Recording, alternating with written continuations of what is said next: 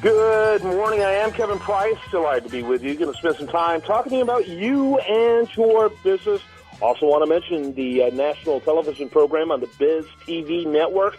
You can find out about the TV show as well as catch archives of our great radio show over at priceofbusiness.com. A lot of those archives will include our contributor here, this segment, Geetinder Goyal, a regular contributor and a regular guest on the program.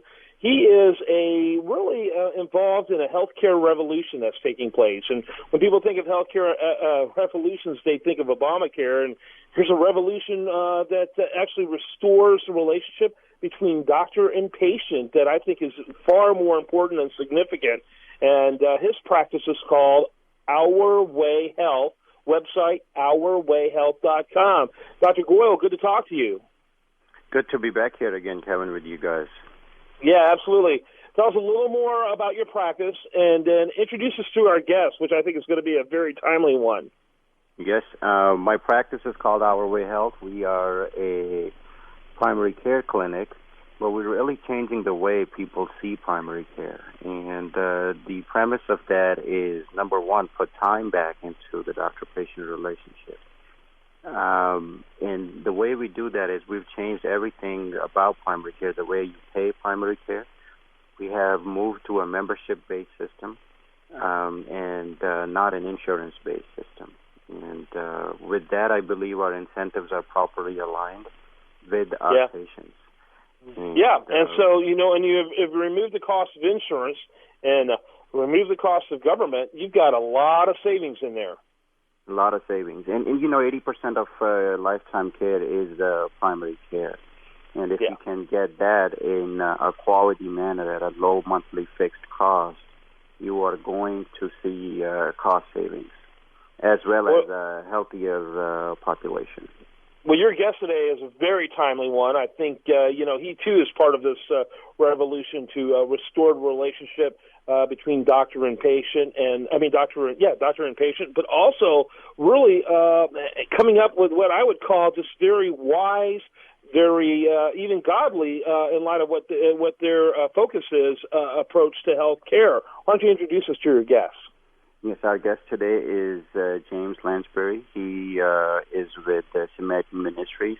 And, we the funny thing is, Kevin, that these healthcare ministries have been around for way, way longer than, we have known them.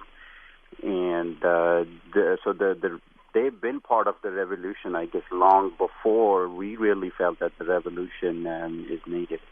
James, welcome to our show, and please tell us about what Samaritan Ministries is about. Sure. Well, thanks for having me. Samaritan Ministries is a cooperative group of Christians who are sharing over $16 million a month in medical bills without using insurance. We have a newsletter through which members share directly from household to household in most needs above $300, and in doing so, they're meeting their health care needs while still balancing that personal involvement that I think is important, where the patient is engaged around this for a fraction of the cost of what people spend for health insurance. Yeah, you guys have been around now, I guess, for at least 20 years, around 20 years. Is that right? Because you're the first I ever heard of, and it was in the mid-'90s. Right. And the oldest ministry has been around since the late 1980s. Most of the ministries have been around for more than 20 years at this point, and are totally in healthcare sharing. We have over 500,000 people nationwide that are participating. Yeah.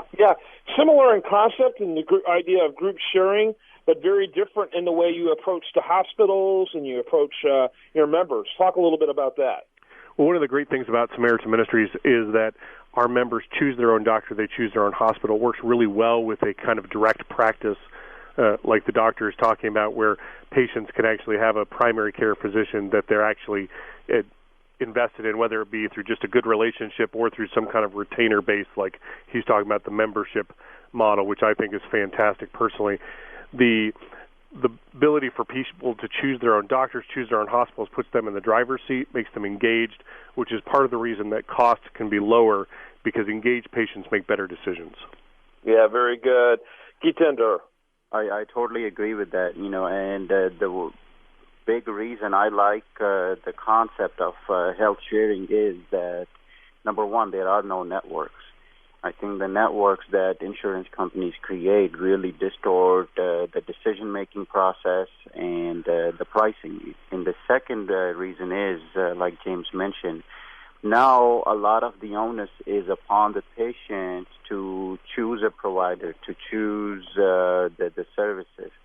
And it makes the patient smarter and more engaged with the decision-making process. And that's what we have been trying to do through our efforts. James, I recently read a New York Times article published March 10th, which was titled, "Christians Flock to Groups That Help Members Pay Medical Bills." But it may be a Christian-based, biblical-based organization, but anybody can join this organization, correct?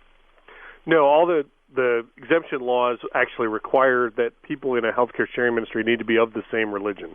And so that's part of what makes them unique is there's that religious bond that puts them together. Except for the date stamp that Congress put into the law, any organized religion, though, could start their own healthcare sharing ministry. And so when you say same religion, in this case, you mean it, though, in a very macro sense, Christian. Yes. Yeah, our organization is filled with ecumenically based Christians. We have a basic, short ecumenical statement of faith that all our members sign off to. It wouldn't matter if you were Baptist, Congregationalist, or Presbyterian or Catholic, you could sign off to that basic Christian statement of faith. Yeah, very interesting. You said you have 500,000 members. Where are you corporately located, and how many members do you have, for example, in the Houston area?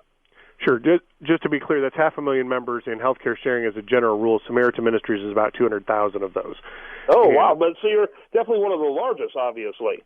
We are one of the three largest, and by people size, probably the largest at the present time. Our average family size is fairly large.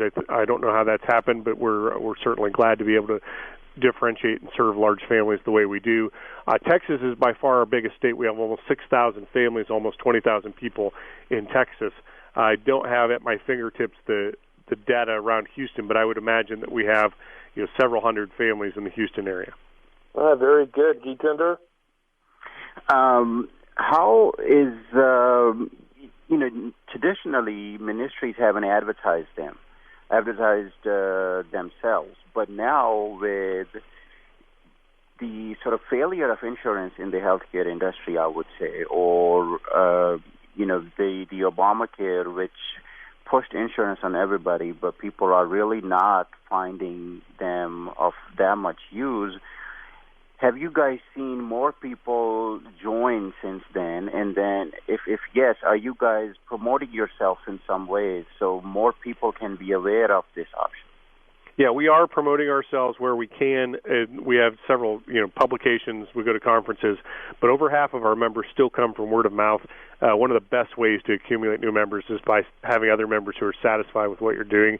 And so, even though we're growing at a 30% annual right now, about half of our members are coming from word of mouth, member referrals, and so that's a great way for us to make that work. We've been really pleased with the growth we've seen. The high deductibles in the narrow networks and the ACA plans was kind of a surprise exactly how high those deductibles were going to be and how narrow those networks. And so that has driven people during open enrollment a little close more toward healthcare sharing, and so we've definitely seen a big bump of growth over open enrollment the last 2 years. So how was growth before Obamacare? What was your annual growth like before that? Well, before the law was implemented, our annual growth was running probably 20 to 25%, but that was after it was passed and the exemption was already in the law. I think before the law was passed, there was still some uncertainty in the marketplace. People didn't understand, what's Congress going to do? Is healthcare sharing even going to be around much longer? And so our growth for the previous 4 years beyond that was fairly flat. Again, times of uncertainty, people have difficult time making big philosophical shifts. Well, and they didn't feel like coercion makes people make choices. And before Obamacare, there wasn't a whole lot of coercion. And a lot of people chose nothing. And so, I can see where obviously Obamacare would be an impetus for your growth. It has definitely been at least correlative. I don't know how much causation it is, but the articles about our exemption certainly gave us a little more exposure than we had before.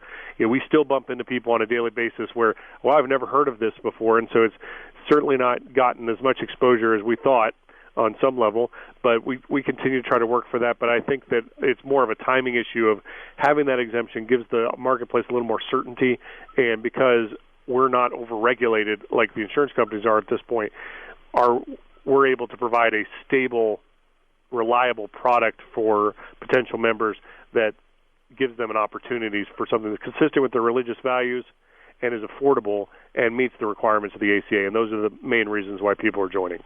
And your website, before I have Geetinder wrap it up, what's your website? SamaritanMinistries.org. That's SamaritanMinistries.org. Very good. Wrap it up for us there, Geetinder, with about a minute left. Yeah, I'm considering joining a health sharing ministry for myself and my family. I think it is an excellent way of responsibly, number one, sharing your healthcare costs with other like-minded people. It is much affordable, as James said, as compared to traditional insurance policies that are available. And it makes the consumer smarter because the initial upfront costs are out of your pocket, so there is more engagement. These really plans are more, I believe, true catastrophic plans. And the fact that when you're a member of the health sharing ministry, you're exempt from the ACA mandate, I think it is obviously a huge benefit for the people in these ministries.